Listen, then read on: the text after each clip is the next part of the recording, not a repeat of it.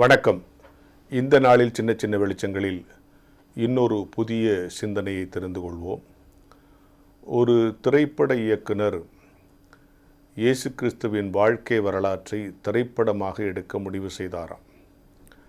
உடனே ஒரு பிரபலமான கதாநாயகரை அணுகி, இப்படி ஒருவருடைய வாழ்க்கை வரலாறை நான் திரைப்படமாக எடுக்கப் போகிறேன் என்று நீங்கள் அதிலே நடிக்க வேண்டும், கதாநாயகனாக, அதாவது அந்த இயேசு கிறிஸ்துவனுடைய கதாபாத்திரத்திலே நடிக்க வேண்டும் என்று கேட்டுக்கொண்டாராம். உங்களுக்கு தெரியும், கதாநாயகர்கள் கதையை கேட்டுவிட்டு அந்த கதையும் கதாபாத்திரமும் தங்களுக்கு பொருத்தமாயிருந்தால் நடிப்பார்கள். அது திரைப்படத்துறையிலே இயல்பான ஒரு விஷயம். அதே மாதிரி அந்த கதாநாயகன் சரி கதையை சொல்லுங்கள் என்று கேட்டாராம். இந்த இயக்குனரும் இயேசு கிறிஸ்துவனுடைய வாழ்க்கை வரலாறை முழுமையாக சொல்லி முடித்தாராம். அப்போது அந்த கதாநாயகன் சொன்னாராம், கதை ரொம்ப நல்லா இருக்குது, நான் நடிக்கிறேன். ஆனால் கிளைமேக்ஸிலே நான் சிலுவையிலே அறையப்பட்டு நான் தோற்று போவதாக காட்சி இருக்கிறதே, கதை இருக்கிறதே, நான் ஜெயிக்கிற மாதிரி கதையை மாற்ற முடியாதா? ஏனென்று சொன்னால் ஒரு ஹீரோ தோற்பதை எந்த ரசிகர்களும் விரும்ப மாட்டார்களே என்று சொன்னார். இது இயல்பான ஒரு பதில்தான்.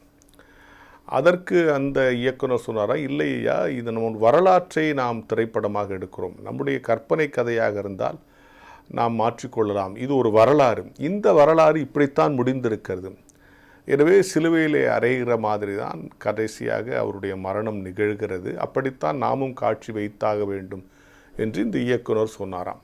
அப்போது அந்த கதாநாயகன் ஒரு யோசனை சொன்னாராம், சரி அப்படி என்று சொன்னால் சிலுவையிலே அறைவதற்கு முன்னால் ஒரு ஃபைட் ஒன்று வச்சுருங்க, நல்ல ஒரு ஃபைட் வச்சு நான் எல்லாரையும் அடிச்சுட்டு நானே போய் சிலுவையில் நின்றுக்கிற மாதிரி கதையை வச்சுருங்கன்னு சொன்னார் அப்படின்னு ஒரு சம்பவம், ஒரு செய்தி. இதில் என்னென்னா, உலகத்தில் இருக்கிற எல்லா கதாநாயகர்களும் தோற்பதை விரும்புவதில்லை. தன் ரசிகர்களுக்கு முன்னால் அவர்கள் பிரம்மாண்டமாகவும் வெற்றியாளர்களாகவும் சாதனையாளர்களாகவும் தங்களை காண்பித்துக் கொள்வதை தான் அவர்கள் விரும்புவார்கள்.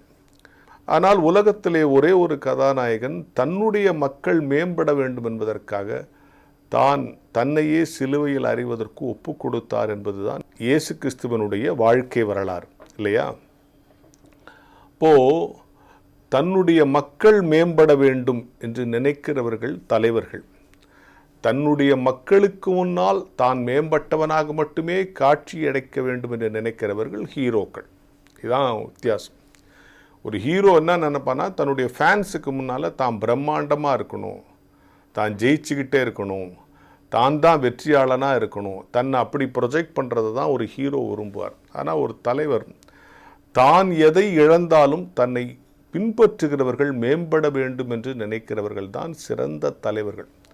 அப்படி என்று பார்த்தால் இந்த உலகத்திலே தன்னை பின்பற்றுகிற மக்களுக்கு ஒரு நித்திய வாழ்வை, ஒரு நிலையான ரட்சிப்பை பெற்றுக் கொடுப்பதற்காக தன்னை எவ்வளவு தாழ்த்த முடியுமோ தாழ்த்தி, அதே நேரத்தில் நான் தோல்வியாளன் அல்ல, மரணத்தை ஜெயித்தவன் என்று உயிர்த்தெழுதலில் நிரூபித்தவர் இயேசு கிறிஸ்து. எனவே ஹீரோக்களுக்கும் தலைவர்களுக்கும் உள்ள வித்தியாசத்தை, நிஜமான தலைவர்களுக்குள்ள வித்தியாசத்தை இந்த நேரத்தில் தெரிந்து கொள்ள வேண்டியது அவசியம்.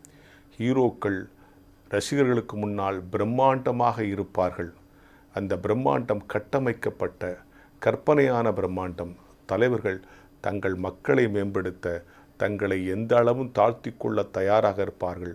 தன்னை பின்பற்றுகிறவர்கள் மேம்பட வேண்டும் என்று நினைக்கிறவன் தலைவன். தன்னை பின்பற்றுகிறவர்களுக்கு முன்னால் தான் மட்டும் மேம்பட வேண்டும் என்று நினைக்கிறவன் ஹீரோ. இந்த இரண்டுக்கும் உள்ள வித்தியாசத்தை புரிந்து கொள்ள வேண்டும் என்கிற ஞான வெளிச்சத்தோடு இந்த நாளை தொடங்குவோம். பிதா, குமாரன், பரிசுத்த ஆவியானவரின் திரியேக நாமம் நம்மை ஆசீர்வதித்து காப்பதாக. ஆமேன். மரித்தேன், ஆனாலும் சதா காலங்களிலும் உயிரோடு இருக்கிறேன் என்று திருவுளம் பற்றி என்றென்றுமாய் ஜீவித்து வருகின்ற நம்முடைய ஆண்டவர் இயேசுவின் பரிசுத்தமுள்ள நாமத்தில் உங்கள் யாவரையும் நான் உயிர்த்தெழுதல் பண்டிகைக்குரிய மனமகிழ்ச்சியின் வாழ்த்துக்களை தெரிவித்துக் கொள்கிறேன். விசேஷமாய் வான்மலர் நேயர்களை நான் வாழ்த்த ஆசைப்படுகிறேன். கிறிஸ்டியன் மீடியா சென்டர் இந்தியாவின் மூலமாக நடத்தப்பட்டு வருகின்ற அனைத்து விதமான ஊழியங்களும் சிறந்து விளங்க இந்த நிர்வாக பொறுப்பை நிறைவேற்றி வருகின்ற அன்பு சகோதர சகோதரிகளையும் தொழில்நுட்ப கலைஞர்கள் ஒவ்வொருவரையும் நான் ஆண்டவரின் நாமத்தில் வாழ்த்துகிறேன். விசேஷமாக எனக்கு இவ்விதமான ஒரு சூழ்நிலையிலே ஒரு வாய்ப்பை அருளி செய்த நிர்வாகத்தினர் ஒவ்வொருவரையும் வாழ்த்தி நன்றி சொல்லுகின்றேன்.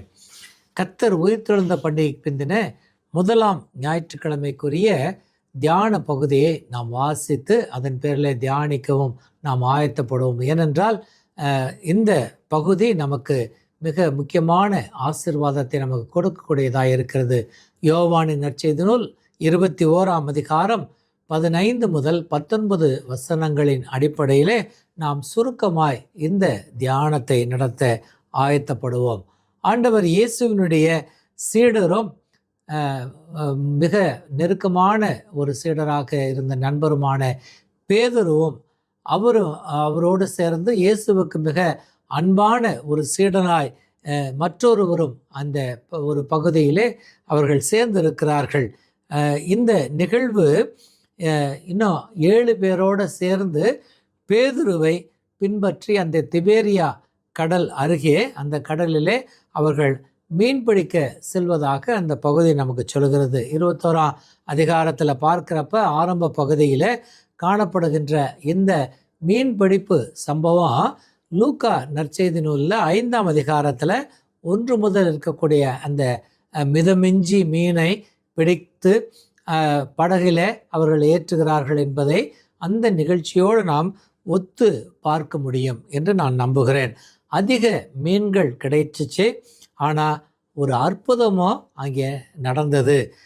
கறி நெருப்பு, அதன் மேலே வைக்கப்பட்ட அப்பமோ மீனோ இன்னொரு அற்புதத்தின் ஒரு பகுதிகளாகவும் இந்த பகுதி நமக்கு சுட்டி காட்டுகிறது. அற்புதங்கள் ஏற்பட்டது, அநேக விதமான மீன்கள் கிடைத்தது மாத்திரமல்ல, அந்த மீன்கள் அதை சுட்டு சாப்பிட்றதுக்கு கறி நெருப்பும் அப்பமும் சேர்ந்து கிடைச்சது. ஒரு எல்லா விதத்திலும் ஒரு அற்புதமாக அங்கே சொல்லப்பட்டிருக்கிறது.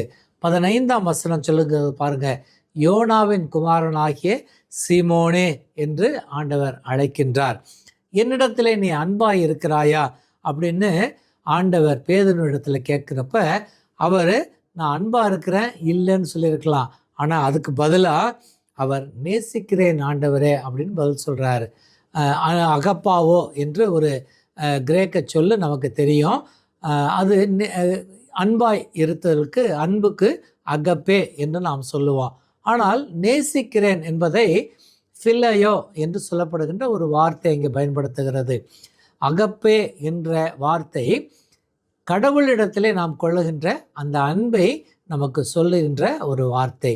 ஆனால் ஃபிலையோ என்கின்றது மனுஷர் மத்தியிலே நிலவுகின்ற அன்பு. அந்த அன்பு தான் நேசிப்பு, அன்பு, இதெல்லாம் நம்ம சொல்கிறோம். மனுஷனுக்கு மனுஷன் ஒருவர் அன்பு பாராட்டுகின்றது. இந்த மாதிரி காரியங்களெல்லாம் நம்ம பார்க்குறப்ப இவர்களை விட நீ என்னை நேசிக்கிறாயா அப்படின்னு சொல்லி ஆண்டவர் கேட்குறார் முதல்ல. அதெல்லாம் நம்ம ஒருவேளை இவர்களை விடனா உன் கூட இருக்கிற எனக்கு அன்பாக இருக்கிற சீஷனை விட அல்லது உன் கூட இருக்கிற இன்னும் மற்ற 7 பேரை விட நீ என்கிட்ட அன்பாக இருக்கிறாயா அப்படின்னு ஆண்டவர் கேட்டாரா அப்படின்னு பார்த்தா இன்னும் நம்ம சற்று ஆழமாய் சிந்திக்க அழைக்கப்படுகிறோம். என்ன உயர்திணை அஃறிணை நம்ம சொல்கிறோம். அப்போ ஒரு அஃறிணை பொருளாக இந்த படகு, மீன் பிடிக்கக்கூடிய வலை, கடல், இவைகளையெல்லாம் விட, இவற்றை விட அப்படின்னு கூட நம்ம எடுத்துக்கலாமே.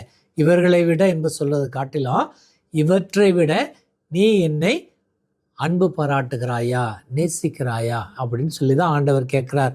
உலக பொருளின் மீது நாட்டம் கொண்டு நாம் என்ன செய்கிறதுன்னு ஆண்டவர் சிலுவையில் அறையுண்டு மறித்து அவர் உயிர்த்தெழுந்த பிறகு அவர் பரமேறிட்டாரே, இருப்பாரோ இருக்க மாட்டாரோ, எங்கே இருப்பாரோ தெரியலையே அப்படின்னு திகைத்து நடுங்கி கொண்டிருந்த அந்த சூழ்நிலையிலே திரும்ப தங்களுடைய பழைய வாழ்க்கைக்கு சென்ற பேதுருவும் அவரோடு கூட இருந்தவர்களையும் அழகாய் ஆண்டவர் மீண்டுமாய் தன்னுடைய பணிக்கென்று அழைக்கின்றார். இவற்றை விட நீ என் மீது அன்பு பாராட்டுகிறாயா?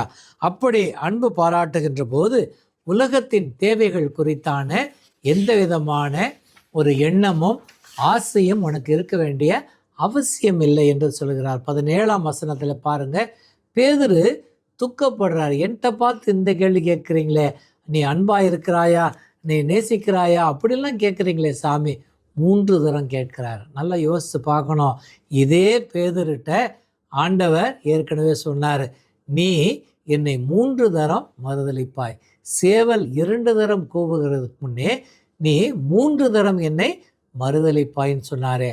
ஒருவேளை அந்த நிகழ்ச்சியெல்லாம் பேதுரு நினச்சி பார்த்துட்டு, இதனால தான் என்கிட்ட 3 தடவை கேட்குறாரா அப்படின்னு கூட அவர் நினச்சிருக்கலாம். நான் உம்மை நேசிக்கிறேன் என்பதை நீர் அறிவீர், எல்லாவற்றையும் நீர் அறிவீர். அதுதான் வசனம் சொல்லுது. உமக்கு எல்லாம் தெரியும் சாமி, நீ எதை மனசில் வச்சுக்கிட்டு என்கிட்ட கேட்குறீங்கன்றது எனக்கு தெரியும் சாமின்னு சொல்கிற மாதிரி இருக்குது. இது நாள் வரைக்கும் தன்னுடைய சொந்த பலத்தினாலே, தன்னுடைய உழைப்பை மாத்திரமே, உலக காரியங்களை மாத்திரமே நம்பி கொண்டிருந்த பேதுருவை ஆண்டவர் மீண்டுமாய் என்னை பின்பற்றி வா என்று சொல்லி 2ஆம் முறை அழைப்பு கொடுத்து அவரை அனுப்புகின்றார். திறவுகோல்களின் அதிகாரத்தை பேதுருவிடம் கொடுத்து மரண பரியந்தம் அவர் ஆண்டவருக்கு சாட்சியாய் உழைக்க வேண்டும், நற்செய்தி பணியாளராக உழைக்க வேண்டும் அப்படின்னு சொல்லி அவரை மீண்டுமாய் அனுப்புகின்றதை நாம் பார்க்கின்றோம். அப்போ கிறிஸ்தேசுவில் அன்பானவர்களே, பேதுருவின் அன்பு அவருக்கென்று ஒரு பிரத்யேக பணியை ஊழியமாக கொடுத்தது. நீ மீன் பிடிக்கிற வேலை இல்லை, மனுஷனை பிடிக்கணும், நற்செய்தி பணியை செய்யணும், திருச்சபையினுடைய திறவுகோல், திருச்சபையை நிர்வகிக்கக்கூடிய ஆற்றல் உனக்கு இருக்கிறது அப்படின்னு சொல்லி ஆண்டவர் ரொம்ப அழகாக பேதுருவை மீண்டுமாய் தன்னுடைய பணிக்கென்று அனுப்புகிறார். அப்படிப்பட்ட நிலையிலே பேதுரு தன்னை முற்றிலுமாய் அர்ப்பணித்து அந்த பணியை ஏற்றுக்கொள்வது போல நீங்களும் நானும் நமக்கு கொடுக்கப்பட்ட பணிகள், ஊழியங்கள் எல்லாவற்றையும் ஆண்டவருக்கென்று பிரத்யேகப்படுத்துவோம். கர்த்தர் இந்த வார்த்தைகளை ஆசீர்வதித்து காப்பாராக. ஆமீன். ஜெபம் செய்வோம். பாவத்தின் நகோரத்தை பார், பாதகத்தின் முடிவினை பார். பாவத்தின் நகோரத்தை பார், பாதகத்தின் முடிவினை பார். பரிகாச சின்னமாம் சிலுவையிலே பலியானின் பாவி உனக்காய். உம்மை நேசிக்கின்றேன் நான், உம்மை நேசிக்கின்றேன் நான். கல்வாரி காட்சியை கண்ட பின்னும் நேசியாமல் இருப்பேனோ. கல்வாரி காட்சியை கண்ட பின்னும் நேசியாமல் இருப்பேனோ. நம்முடைய ஆண்டவராகிய இயேசு கிறிஸ்துவின் கிருபையும் பிதாவாகிய கடவுளின் அன்பும் பரிசுத்த ஆவியானவரின் வழிநடத்துதலும் பாதுகாப்பும் பராமரிப்பும் நம் அனைவரோடும் இன்றும் என்றும் சதா காலங்களிலும் நிலைத்திருப்பாராக. ஆமேன். வான்மலரின் புதிய முகவரி: கிறிஸ்டியன் மீடியா சென்டர், 105 பாந்தியன் சாலை, 2வது தளம், மியூசியம் எதிரில், எக்மோர், சென்னை 6008.